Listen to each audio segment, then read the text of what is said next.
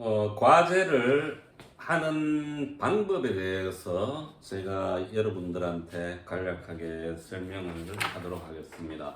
제 강의에는 논문을 읽고 요약을 하고 본인의 생각을 적으라 이런 형태의 과제가 좀 나가는데 이 과제를 수행하는 방법을 지금 이 논문이죠. 박정희 대통령의 개발 철학과 담론 분석을 통해서 제가 간략하게 설명을 해보겠습니다.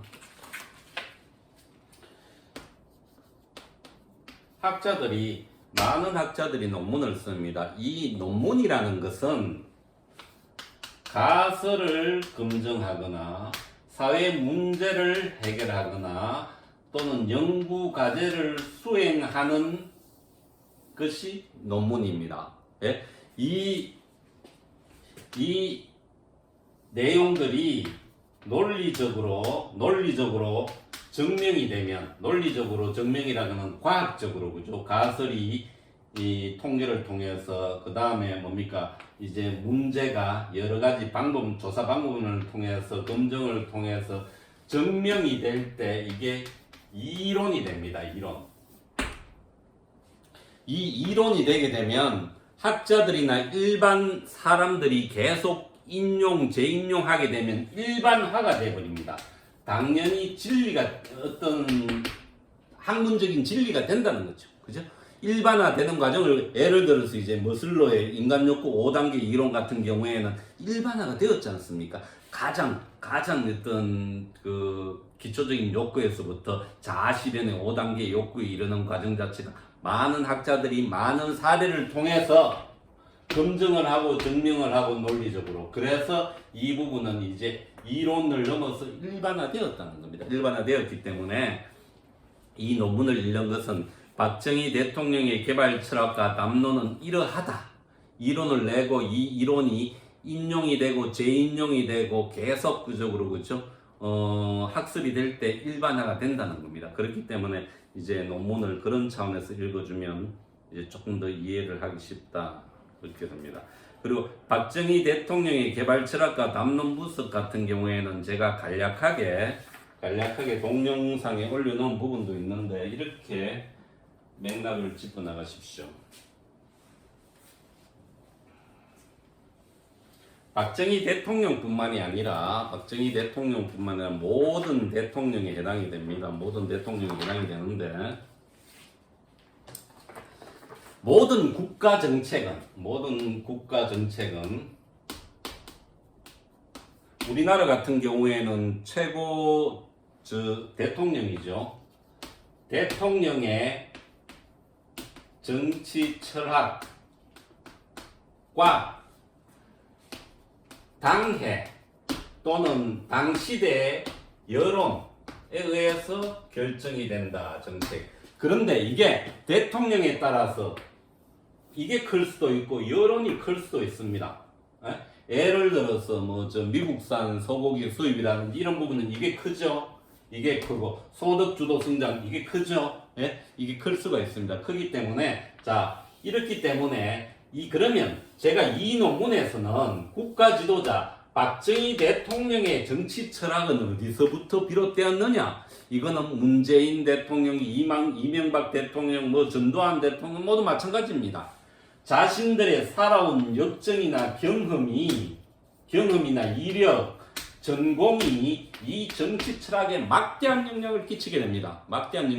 단편적인 예로 이제 이명박 대통령 같은 경우는 자원 외교가 떠오르지 않습니까? 김대중 대통령 같은 경우에는 어떤 북한 외교 그런 게 떠오를 수 있죠. 노무현 대통령 같은 경우는 지방 분권 이런 맥락의 중요한 단어들이 있습니다. 그것은 그 최고 대통령들이 살아오면서 경험을 했던 부분들이 녹아서 대통령이 되면서 이게 정치 철학이 되고 또 이게 조금 더 나아가서는 이제 개발 철학이 되고 담론이 되고, 그죠? 이렇게 되는 겁니다. 이렇게 되는 거기 때문에, 그러면 이 논문에서 이야기하는 부분은 어떤 부분인가 하면요.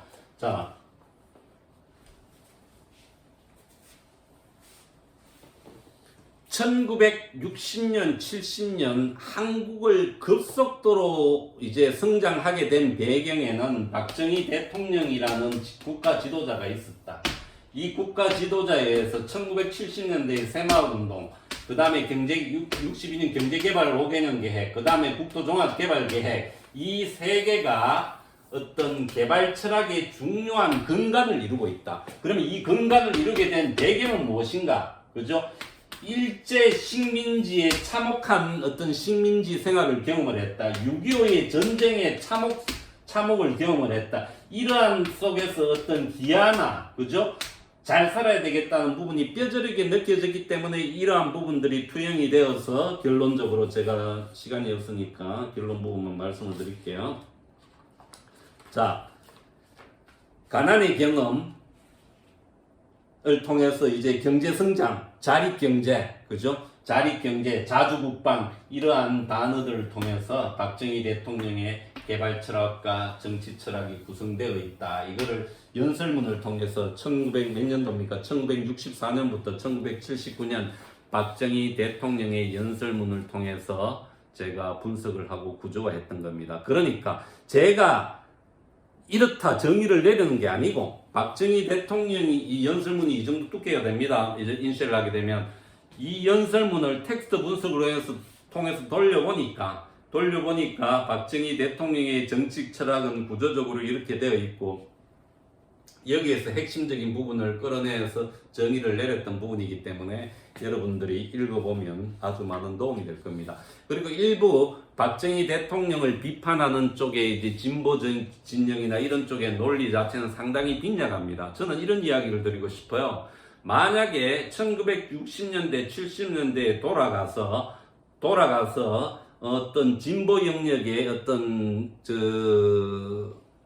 학자들이나 정치자들이 대안을 제시해 보라는 거죠. 한국의 60년, 70년대의 성장을 위해서 당신이 생각하고 기획하는 농촌개발, 경제개발, 국토종합개발 계획의 어떤 그죠? 핵심적인 부분, 실천적인 어떤 전략이나 정책은 무엇인지 그 대안 없이 이제 비판을 한다는 것은 어떻게 보면 학자로서 많이 이제 뭐라 그렇죠? 일방적인 경향에 흐를 수 있다. 그렇게 설명을 드릴 수 있습니다. 설명을 드릴 수 있고 이제 제가 말이 나는 김에 이제 한번 말씀드리면 국가의 정책은 대체로 성장이냐, 그죠? 분배냐로 나누어질 수 있습니다. 의료보험 같은 경우에는 분배, 그죠? 이제 경제 쪽에 이제 수출, 뭐 IT 이런 쪽은 성장이죠. 그런데 진보, 보수 이렇게 나눌 수 있는데 이 분배는 그죠? 공평이냐, 형평이냐에 따라 달라집니다. 또 공평은 이제 마스크를 전 국민한테 일률적으로 나눠지는 거고 형평 같은 경우는 지금 2차 재난소득에 해당돼서 부분별로 형평에 맞게 이제 배분을 한다는 거죠. 배분을 한다는 건데 자 그러면 한국이 해방 이후 1945년 해방 이후에서 지금에 이르기까지 어느 시점에서는 성장해야 되고 어느 시점에서는 분배해야 되고 어느 시점에 공평해 어느 시점에 형평해야 되는지 판단하는 것은 국가 지도자나 정치를 하는 사람이 참 중요하게 잡아야 될 개념입니다. 개념이기 때문에 여러분들이 이 논문을 읽으면서 현 시점에 이 코로나 사태하고도 연관해서 중앙정부나 국가 지도자, 지방자치단체장이 가져야 될 어떤 정치적인 담론이나 철학은 무엇인지 고민하는 시간도 가져보면 참 좋을 거다.